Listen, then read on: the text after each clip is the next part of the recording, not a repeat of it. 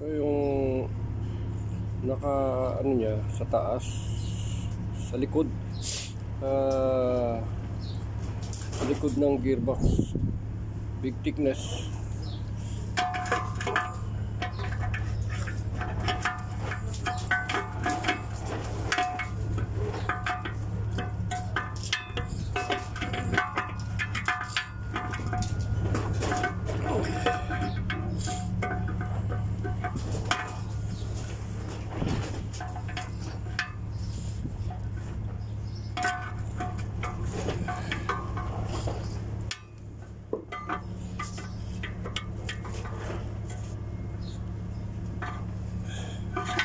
Tapos lilihis lang yan, hindi siya itatapat sa butas, nakalihis na konti. Ayan. Pag nakapasok na siya doon sa ano, saka pala ipapasok.